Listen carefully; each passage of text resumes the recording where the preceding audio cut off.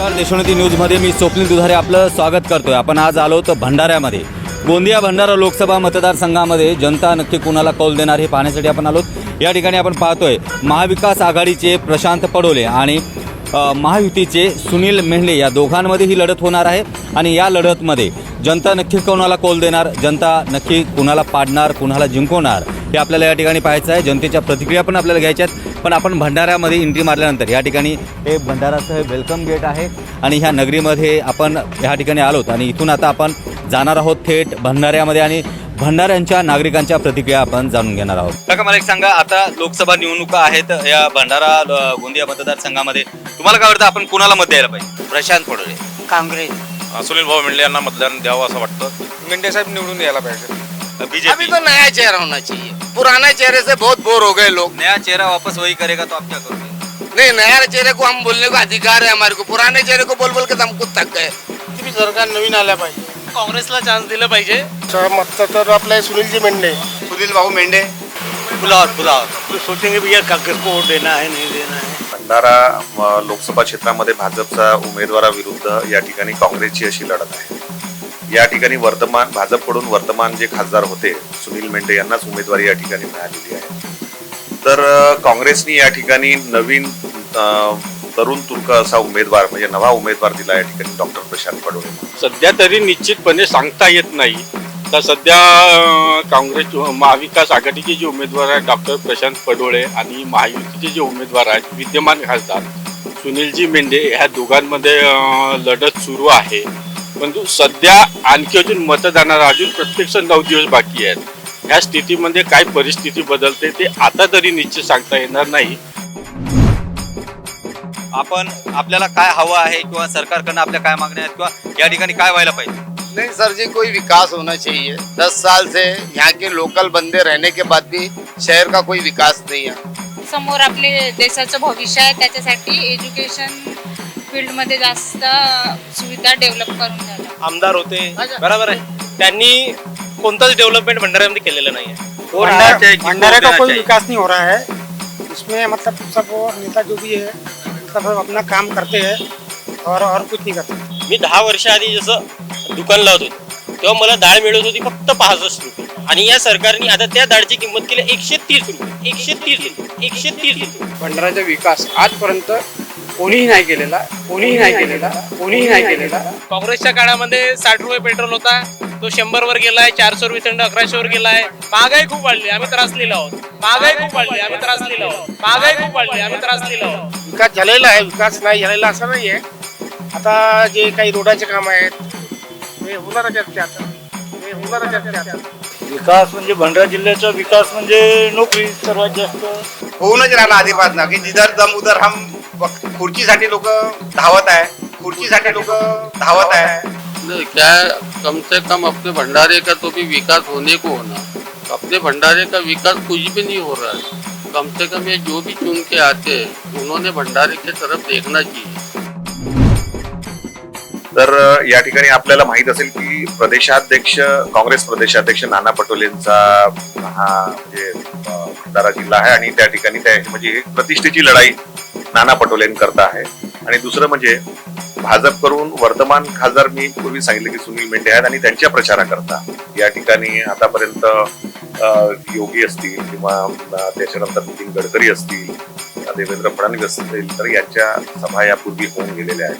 परंतु महाविकास आघाडीचे जे काँग्रेसचे प्रदेशाध्यक्ष आहेत नानाभाऊ पटोले यांनी स्वतः न लढता नवीन उमेदवार डॉक्टर प्रशांत पडोळे यांच्या रूपाने दिलेला आहे। परंतु प्रशांत पडोळे यांची राजकीय पार्श्वभूमी काही तेवढी आहे नाही। परंतु जेव्हापासून त्यांना उमेदवारी घोषित करण्यात आली तेव्हापासून त्यांनी रोड लेवलवर प्रचाराला सुरुवात केली। आज जवळजवळ सगळ्या गावापर्यंत ते पोचलेले आहेत। तर दुसरीकडे विचार केला सुनील मेंढेजीचा तर ते विद्यमान खासदार असल्यामुळे त्यांना ती गरज नाही। परंतु भाजपाचा जो मध्यंतरी सर्वे करण्यात आला होता त्यामध्ये भंडारा गोंदिया जिल्हा हा भाजपासाठी डेंजर झोनमध्ये होता। त्याच्यामुळे भाजपाची जी रणनीती आखलेली आहे त्याने ते बूथ लेवलवर आपल्याला कसं जाता येईल, बूथ लेवलवर कसं मजबूत होत आहे त्याकडे त्यांनी प्रयत्न केलेले आहे। मला तुम्हाला हा प्रश्न विचारायचा आहे की 10 वर्षापूर्वी काँग्रेसलाच वैतागून सगळा देश एकत्रित आला आणि बीजेपीला निवडून दिला आणि आता बीजेपीला वैतागून परत काँग्रेसला द्यायचं. खरी कंडिशन सांगतो, मोदीची लाट 14 मध्ये होती, पण 2019 मध्ये सेटिंग होती आणि 2024 मध्ये पण सेटिंग राहील. हे यांची बॅलेट पेपरवर चुनाव करण्यासाठी यांची फाटते, म्हणून हे चुनाव करत नाही, आहे की नाही. यांच्यामध्ये ताकद आहे तर बॅलेट पेपरवर चुनाव घ्यायला पाहिजे यांनी. नई जिले का कोई विकास है, यहाँ रोड रास्ते बरोबर नहीं है, इवन मंडी जी के कॉम्प्लेक्स के सामने बड़े बड़े गड्ढे पड़े हुए, उधर ख्याल नहीं है. गवर्नमेंट की जगह पे, रेलवे की जगह पे उन लोग कुछ भी अपनी मनमानी करते. लोग कोई बड़ा होने की वजह से कोई छोटा आदमी बोलता नहीं. यहाँ राजनीति लोगों का इतना हाल हो गया है कि 10 साल से इन लोग एक टाइम पानी दे रहे पीने का. अभी इलेक्शन क्या आ गया तो शाम में भी न लाना चालू की त्यांनी जे काही पब्लिकच्या अटी आहेत, जे काही त्यांच्या सुरक्षेसाठी जे काही मुद्दे आहेत ते डेव्हलप करायला पाहिजे आणि अडचणी सॉल्व करायला पाहिजे. मेनली एज्युकेशन फील्डमध्ये काहीतरी प्रोग्रेस करायला पाहिजे. कारण की मोदीजीच्या कामामुळे लोक सर्व खुश आहेत.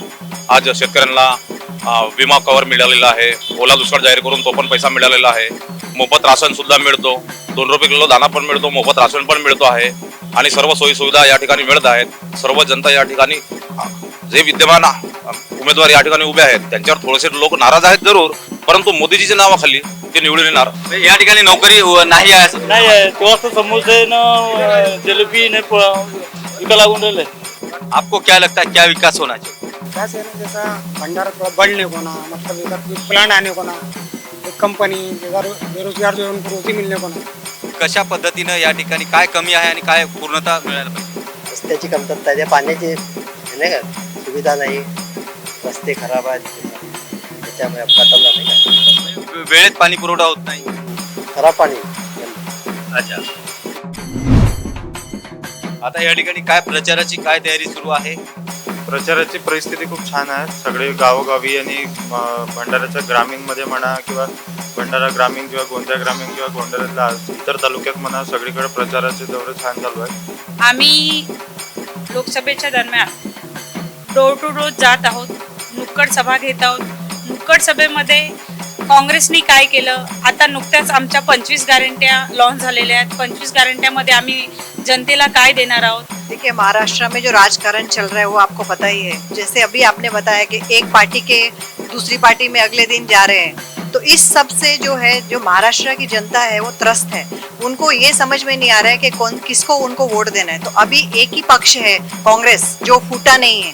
तो कांग्रेस पार्टी के ऊपर उनका विश्वास है और कांग्रेस का, और जैसे इन्होंने भी बताया, नाना पटोले के ऊपर पूरी जनता का इस समय का विश्वास नाना पटोले के ऊपर है. पूरे महाराष्ट्र में अगर कोई नेता मुंह तोड़ जवाब मोदी जी को दे रहा है तो वो एक ही नेता है, वो है नाना पटोले, जो बिना डरे हर रोज मोदी के सामने उनको दिखाते हैं कि सच्चाई क्या है. तुम्ही पाहिला की काँग्रेसने गेल्या 60 वर्षात काही काम केले नाही, पण खासदार सुनीलजी मेंढे गेल्या 5 वर्ष खासदार होते. त्यांनी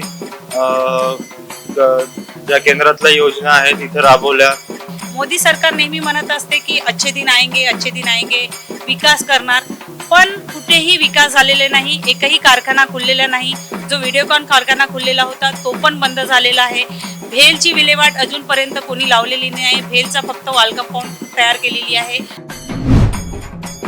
तर आपण बघू शकता की सुनील मेंढे सुद्धा कुणबी आहेत आणि प्रतिस्पर्धी काँग्रेसचे उमेदवार डॉक्टर प्रशांत पडोळे सुद्धा हे कुणबीच आहेत आणि त्याच्यामुळे 2 कुणबी लोकांमधली हे जातीय समीकरण. आता कुठला समाज कोणाला किती झुकता माप देतो, त्यानंतर शेड्यूल कास्टची मतं कोणाकडे राहतील, तेली समाजाची मतं कोणाकडे डायव्हर्ट होतील, हे सर्व जातीय समीकरणाचा भाग बघून या ठिकाणातील जी येणारा जो आहे उमेदवार कशा पद्धतीने त्यांना विश्वास जिंकू शकतो त्याच्यावर त्यांचं भवितव्य अवलंबून आहे असं मला वाटतं. आता भाजपाच्या संदर्भात जे वातावरण पाहायला गेले या ठिकाणी, आता नवखे उमेदवार तुम्ही म्हणताय जे पडोळे या ठिकाणी उभे राहत आहेत, तर त्यांची राजकीय पार्श्वभूमी जरी नसेल तरी जनता कुठेतरी आताचं जे ढवळलेलं राजकारण आहे त्याला वैतागून जनता यांना कौल देईल असं वाटतं का? सध्या तरी निश्चितपणे सांगता येत नाही, परंतु भाजपाकडून जे 4.5 लाखाची लीड अपेक्षित ठेवलेली आहे ते पार करणं भाजपाला खूप कठीण आहे.